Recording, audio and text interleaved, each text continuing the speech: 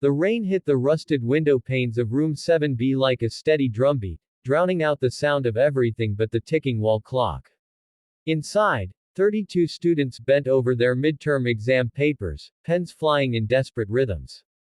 Except for one. Arjun Mishra sat in the last row, pencil untouched, fingers tracing the edge of the desk, eyes distant, not bored, not sleepy, but alert, as though his thoughts were someplace else entirely. His exam paper was blank. Again. Miss Tara Mehra stood by the front desk, arms folded, trying not to sigh too loudly. This was the 5th test Arjun had left unanswered. She watched him. 15 years old. Neatly combed hair, uniform worn but clean. No signs of rebellion. No visible laziness. Just silence. Stillness. The bell rang, signaling the end of the exam. Groans and sighs filled the air as students turned in their papers. Arjun quietly walked to her, handed over his untouched sheet, and without a word, returned to his seat to pack up. Tara stared at the blank page in her hand, a strange twist forming in her chest. Not anger. Not disappointment. Just curiosity. Arjun, she called softly. He paused in the doorway but didn't turn. You didn't even try. His voice came, almost a whisper. I don't like trying the wrong way. She blinked. He was gone before she could ask what he meant. That night, Tara sat by her small heater in the teacher's quarters, holding Arjun's test paper. The storm outside raged like the one inside her mind. He wasn't failing because he couldn't learn, of that she was sure. She had seen the way he observed things, the way he once corrected a faulty plug in the projector without being asked, the way he fixed a broken wall fan with nothing but a pen spring and tape. This wasn't a lazy boy. This was something else. Something deeper. The question wasn't why Arjun failed. It was, what did the world fail to see in him? And with that thought, a spark lit within her. She decided she'd find out. Tara Mehra hadn't planned to teach in a sleepy town tucked between desert plains and forgotten train tracks. But when life imploded in Mumbai, when her mother passed, when her fiancé left without warning, and when the city felt like a cage she couldn't breathe in, this place became her escape. She thought time would move slowly here. That she would have space to heal. Instead, she found herself drawn into a world that pulsed with untold stories.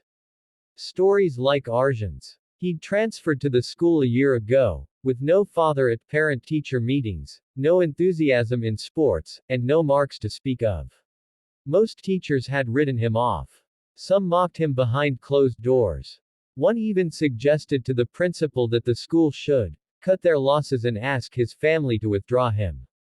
But Tara saw flickers, tiny moments that didn't fit the image of a failing student.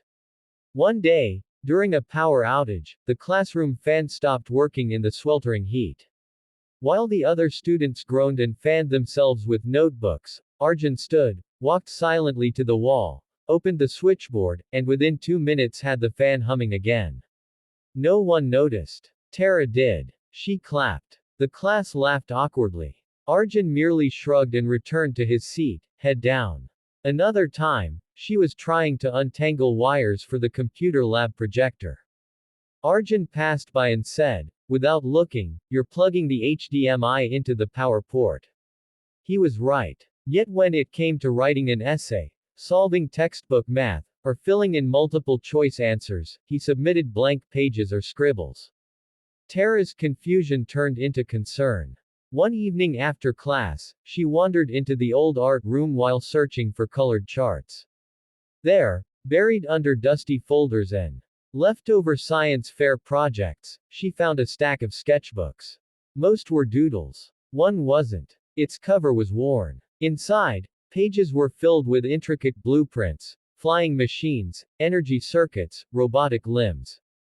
Each drawing was labeled with clear handwriting. There were notes about lift force, motion sensors, and microcontrollers. Small observations like, current draw reduced when fan blades are angled 11 degrees, and, power restored using diode bridge and broken toy car. Tara sat down, awestruck. This wasn't just talent. This was brilliance. And then she saw the initials.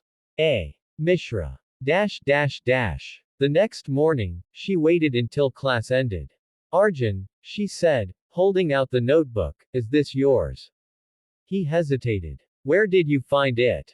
In the art room. He looked panicked, as if she'd uncovered a secret he was afraid to share. Did you draw all this? He nodded slowly. You understand this? I built most of it. Her breath caught. You built these. He looked at the ground. They're not perfect. They're extraordinary. Arjun blinked, as if no one had ever said that to him. She asked the question that had haunted her for weeks. Then why don't you answer exam questions? His fingers fidgeted with the hem of his sleeve. Because they don't ask the right questions.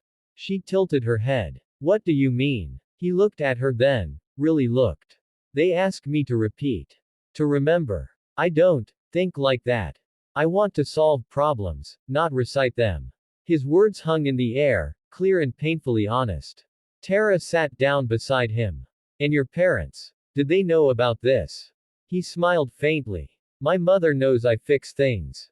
She thinks I should be an electrician. My father doesn't live with us. And the others? Teachers. Friends. They laugh when I speak. So I don't. Her heart ached. This boy had been silenced not by failure, but by misunderstanding. He wasn't broken. He was simply unheard. Dash dash dash. Later that week, Tara stayed back after school to watch him work. Arjun brought a cardboard box filled with scrap, wires, motors, broken remote control toys, and plastic bottles. In an hour, he had a tiny quadcopter assembled on a worn-out desk. Try it, he said shyly. It buzzed into the air, steady and still, hovering before gently landing. Tara clapped, her face lit with wonder. Arjun smiled, a real smile, like sunlight breaking through cloud. That night, Tara sat at her small desk and wrote a letter to the principal, attaching photos of the sketchbook, the drone, and her observations. This boy needed a platform. He needed to be seen. And if no one else would help him, then she would. 2 weeks later, the school buzzed with news. The district-level innovation fair was being revived after 4 years. Tara's hands trembled as she filled out the application on Arjun's behalf. He didn't meet the grade cutoff, but she pleaded her case directly to the coordinator, a retired engineer named Mr. Vyas, sending the drone video, sketches, and a passionate letter. The response came in 2 days. Approved. Let the boy show us what the textbooks forgot to teach. When she told Arjun, he didn't smile. He just stared at her, then asked, why are you doing this for me? She paused. Because someone should have done it for me once. And because the world needs to see what I see in you. He swallowed hard. They worked together every afternoon in the dusty science lab. Tara used her savings to buy a soldering kit and some microchips. Arjun sketched and rewired, soldered and tested. They built a prototype called the Sparrow, a tiny drone designed to deliver medicine to remote villages using basic GPS. One day, while testing it, Arjun's hand trembled. What's wrong? She asked. He stared at the drone in his hand. What if they laugh again? They won't, she said gently. And even if they do, you fly it anyway. On the day of the exhibition, the school bus barely made it to the city auditorium through muddy back roads. Arjun had never spoken in front of a crowd. He had never been outside their small town. His voice cracked during the presentation. He stumbled on words. But when he powered up the Sparrow, the room went silent. The drone lifted from the demo table, soared above the judges' heads, and gently dropped a small capsule into a designated target marked on the stage. Applause erupted. Arjun blinked, stunned. For the first time, people weren't laughing. They were clapping. A week later, the Sparrow was featured in a regional science digest. A local NGO reached out to explore the idea for field use. More importantly, the education board contacted the school. They wanted to meet the boy who'd failed every exam yet built a solution engineers had overlooked. The school called an emergency staff meeting. Some teachers were uneasy. He doesn't even pass math, one scoffed. He doesn't need to, Tara replied calmly. Because he understands it in ways we forgot to teach. And then she said it, the thing that changed everything. Grades measure memory. Arjun builds solutions. Which one matters more? Dash dash dash. That weekend, Tara visited Arjun's home for the first time. His mother, a thin woman with tired eyes, welcomed her with warm tea and cautious hope. I thought he was just different, she confessed. I told him to keep his head down. Not cause trouble. Tara smiled. He's not different. He's gifted. And the world is starting to notice. Arjun sat quietly, fixing a broken radio in the corner. He looked up once and met her gaze. No words passed between them. But gratitude radiated from him like heat from a flame. Dash dash dash. A few days later, after school, Tara found a folded piece of paper on her desk. It was a hand-drawn thank you card. In the center was a sketch, her, standing beside a drone, smiling. Below it, in shaky handwriting, were 5 words. You saw me. Thank you. She pressed the paper to her chest and closed her eyes.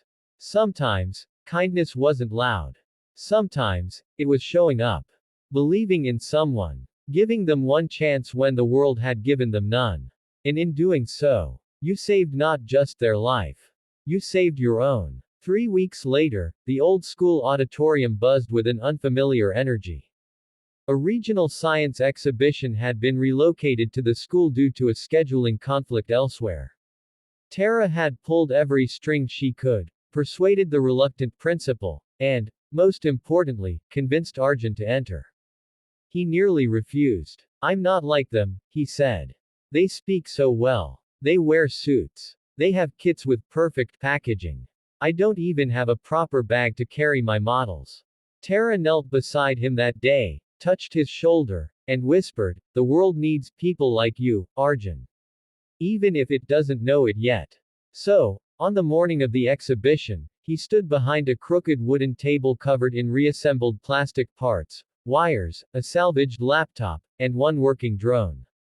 No fancy charts. No rehearsed speech. Just him. And beside him, quietly watching with a proud smile, was Tara. Judges passed by, pausing longer than expected. One of them, an engineer from a local startup, stared at Arjun's model with disbelief. You built this, from scrap. Arjun nodded. No 3D printer. No soldering iron. Just tape. And some glue from a broken shoe repair kit. The man laughed in amazement. And the coding? Wrote it myself. It's basic. He demonstrated how the drone could avoid walls using a rudimentary sensor. How it could deliver a small object across the room. He even pointed out its flaws, humble and precise. The auditorium, once full of indifferent onlookers, began to shift. Word spread. Soon, people clustered around his table. Phones recorded. Questions came from all sides. Tara stepped back and watched as Arjun, once silent in the back row, explained his thinking with clarity and calm. He didn't try to impress. He just told the truth. By the end of the day, Arjun Mishra had not only won the exhibition, but he also received 3 internship offers, a scholarship recommendation from the district science board, and a personal invitation from the judge to visit a technology lab in the city. The principal, who once considered removing him, shook his hand. Students who used to snicker now looked at him with awe. But none of that changed him. That evening, as the school emptied and the banners came down, Arjun and Tara stood outside under the soft pink glow of sunset. You did it, she said. He looked up at her with wide, grateful eyes. No. You did. You saw me. Tears welled in her eyes, unspoken emotions catching in her throat. I just held up the mirror. You were always a masterpiece. He pulled something from his pocket, an old keychain, made from twisted wire and a small light. It's yours, he said. The first thing I ever built. I was 7. It still works if you twist it. She took it gently, a smile tugging at her lips. Thank you, Arjun. He looked away shyly, cheeks pink. One more thing. She turned toward him. Why did you help me? He asked. Her smile softened. Because someone once helped me when I thought I was invisible. He watched her in silence, understanding dawning in his eyes. Dash dash dash. From that day forward, Arjun walked the halls with more confidence. He still didn't raise his hand in class. Still preferred broken toys over textbooks. But now, he belonged. And as for Tara, she found her purpose again. Not in textbooks or syllabi, but in seeing the unseen. Years later, long after she left the town and moved on to lead education programs across the country, she'd receive a letter. It had no sender name. Just a note written in clean, familiar handwriting. To Miss Tara Mehra. I built something. It works. And now, so do I, Arjun. Inside was a photo. A sleek black drone soaring above a dry village, delivering medicine to flood victims. At the bottom, developed by Arjun Mishra, lead engineer, Skyreach India. Tara sat in her new office, tears rolling freely. A small act of kindness. And now, the world flew on its wings. 5 years later, the wind in Jaipur carried a scent of wet earth as monsoon clouds rolled across the sky. Tara Mehra stood in a wide courtyard of a technology institute, now a keynote speaker on educational innovation, sharing stories of forgotten students and quiet miracles. But there was one story she never shared in full. Not yet. The conference ended with thunderous applause. As she stepped away from the podium, an event coordinator tapped her shoulder. Someone's been waiting to see you. He said you'd recognize him. She turned. There he was. Taller. Shoulders broader. Eyes still gentle. Arjun. He smiled nervously, holding a drone in one hand and a tattered notebook in the other. The same notebook she'd once pulled from a dusty art room. I added the last page, he said, voice steadier than she remembered. She opened it. Inside was a sketched image of a school desk, 2 chairs. On one sat a small boy, head bowed, paper blank. Across from him, a teacher leaning in, not with a red pen, but with open hands. Below it, 4 words in capital letters. Because she saw me. Her throat closed. You didn't have to come all this way, she said, trying to steady herself. I did, he replied. There's something I never said. She blinked, her heart thudding. You gave me more than help. You gave me belief. You didn't just teach me. You fought for me. You saw a future when I couldn't see past tomorrow. He paused, breath catching. And somewhere along the way, I started carrying you with me. In every success. In every risk. In every failure. Tara stared at him, tears misting her eyes. Arjun. He reached into his bag, pulling out a small velvet box. It's not a proposal, he said quickly, shyly. Not yet. Just a gift. For now. Inside was a custom keychain, polished metal and wire, a miniature version of the first thing he'd ever built for her. I still remember how you smiled when I gave you the original one. That smile, that's the moment I first believed I could be more. Tara held it in her palm, voice trembling. You always were more. I just reminded you. They stood in silence, the hum of rain beginning to patter on the courtyard tiles. He reached out, hesitated, then gently took her hand. No pressure, he said. I just wanted you to know, wherever I go next, I want you to be part of it. She smiled through tears. I already am. Dash dash dash. Epilogue. 2 years later, the world watched as a revolutionary drone system saved hundreds during a flood crisis. The engineer credited the design to a boy who once got 0 marks in school, and a teacher who gave him everything. In a quiet home filled with books and blueprints, a photo stood framed on a shelf. It showed a woman and a man, not in suits, not in gowns, but in simple clothes, standing beside a chalkboard with the words, believe in the unseen. Sometimes, love doesn't begin with a confession. Sometimes, it begins with a kind glance. And a blank page. That becomes a future. Together.